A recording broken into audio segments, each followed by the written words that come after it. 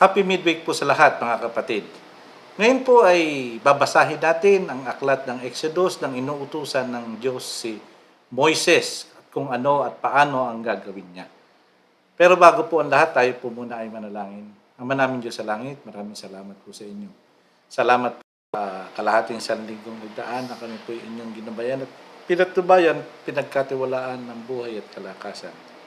Patawad din po sa aming mga kasalanang nagagawa. Sa gabi pong ito, Ama, ay kami po hihiling sa inyo ng karunungan, sa inyong banal na Espiritu upang maunawaan po namin ang dapat naming basahin at ang dapat naming maunawaan. Pagpalain din nawa po ninyo ang mga tao na nakikinig sa gabi ito at manonood upang kami po ay makaunawang pare-pareho. Salamat po sa pakikinig niyo sa aming mga panalangin at ang po hinihiling namin sa pangalan po ng aming Panginoon Jesus. Amen. Simulan na po natin mga kapatid. Exodus 4:1 hanggang 31. Nagtanong si Moises, paano po kung hindi maniwala sa akin ang mga Israelita o makinig sa sasabihin ko? Bakit sasabihin nila na hindi kayo nagpakita sa akin? Sinabi sa kanya ng Panginoon, ano yang hawak mo? Sumagot si Moises, baston po. Sinabi ng Panginoon, ihagis mo sa lupa, kaya inihagis ni Moises ang baston at naging ahas ito. Natakot si Moises kaya napatakbo siya. Sinabi sa kanya ng Panginoon, hulihin mo ito sa buntot. Kaya hinuli ito ni Moises at muling naging baston. Sinabi ng Panginoon, gawin mo ang himalang ito para maniwala sila na ako ang Panginoon, ang Diyos ng mga ninuno nilang si Abraham, Isaac at Jacob ay nagpakita sa iyo.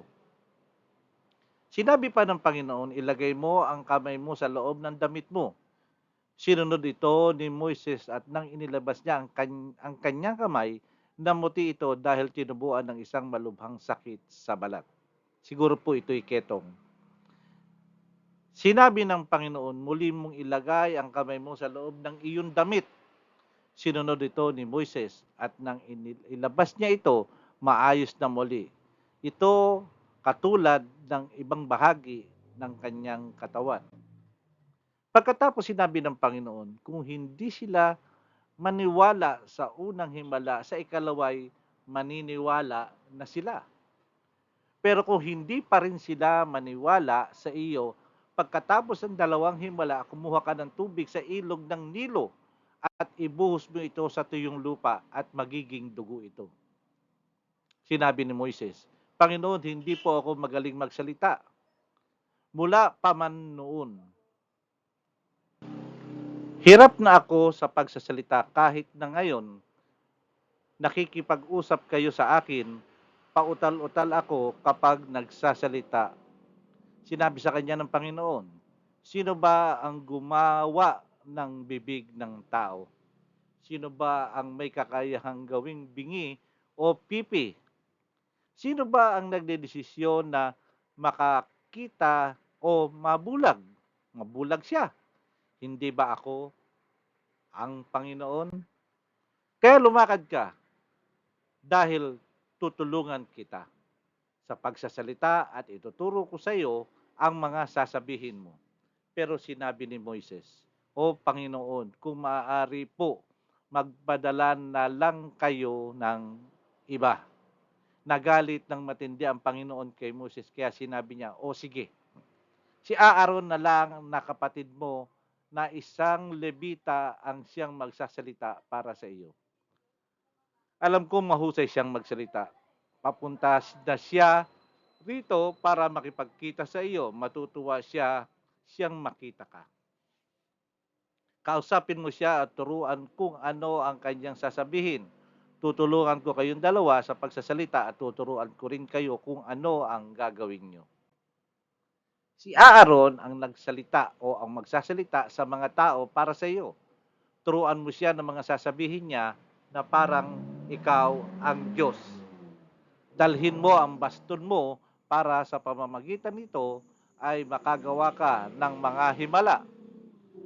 Bumalik si Moises sa biyenan niyang si Jethro at sinabi sa kanya, payagan po ninyo akong bumalik sa mga kababayan ko sa Ehipto para tignan kung buhay pa sila.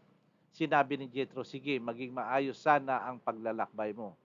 Bago umalis si Moises sa Midian, sinabi sa kanya ng Panginoon, bumalik ka sa Ehipto, patay na ang mga gustong pumatay sa iyo. Kaya kinuha ni Moises ang asawa niya at mga anak niyang na lalaki at pinasakay sa asno at bumalik sa Ehipto. Dinala rin niya ang baston na ipinadala sa kanya ng Panginoon. Sinabi ng Panginoon kay Moises, pagdating mo sa Ehipto, gawin mo sa harapan ng Faraon ang lahat ng himalang ipapinagawa ko sa iyo.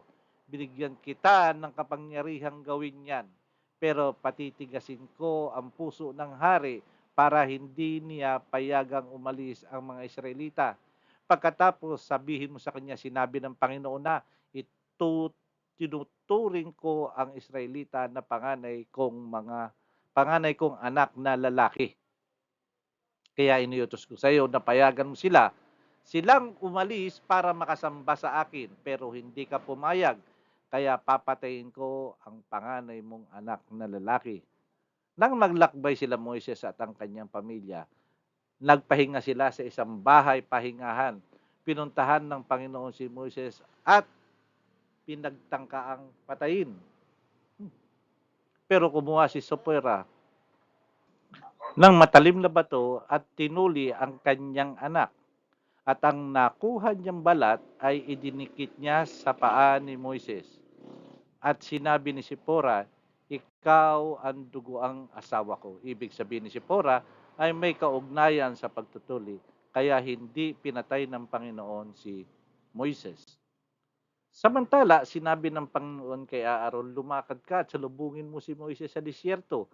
Kaya sinalubong niya si Moises sa bundok ng Diyos at hinagkan bilang pagbati.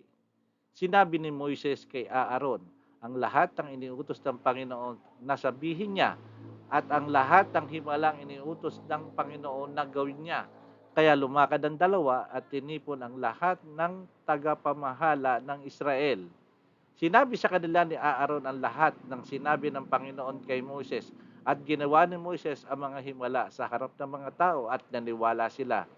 Nang malaman nilang nagmamalasakit ang Panginoon sa kanila at nakita niya ang mga paghihirap nila, lumuhod sila at sumamba sa Panginoon. Nakita niyo mga kapatid ang instruction ng Diyos kung ano ang gagawin. Step by step kung paano niya inutusan si Moises. At binigay niya pa ng katulong si Aaron.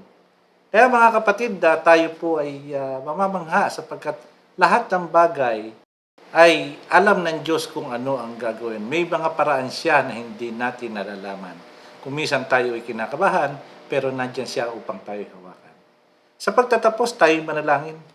Maraming Diyos sa langit, Ama, maraming salamat po sa inyo sa isang napakagandang kwento na inyong binigay sa amin. Salamat po sa pagkaunawa at sa kaunawaan na binibigay niyo sa amin.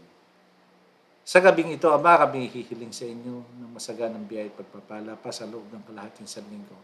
Ama, meron po kaming iduduhod sa inyo na si Joab Bilyones, sana po siya ay kumaling sa kanyang karamdaman. Alam po ninyo kung ano ang nararapat sa kanya. Alam niyo po kung ano ang kalagayan sa kanya. Kayo lang po ang pinakamagaling at dakilang manggagabot sa lahat. Kaya humihiling po kami sa inyo, Ama, ng kagalingan para sa batang ito. Pagpalain din naman po ninyo ang kanyang mga magulang na magkaroon ng lakas ng loob, ang kanyang mga lolo at lola, at ang lahat ng mga nagmamahal sa kanya. Sa gabi pong ito, sa aming pagtatapos, kami po ay humihingi ng pagpapatnubay sa kalooban ng kalahating linggo at ang inyong biyaya at pagpapala pa ay sumaamin, kalakip ang kagalingan sa lahat ng aming karamdaman. At ang lahat po hinihiling namin sa pangalan po ng aming Panginoong Jesus. Okay, maraming salamat po sa inyo at patuloy po ako'y kumakatok sa inyong puso na pakisama sa inyong mga prayers si Joab Bilyones, ang batang may sakit. Ito po'y baby lang. Pakisama po siya sa dalangin.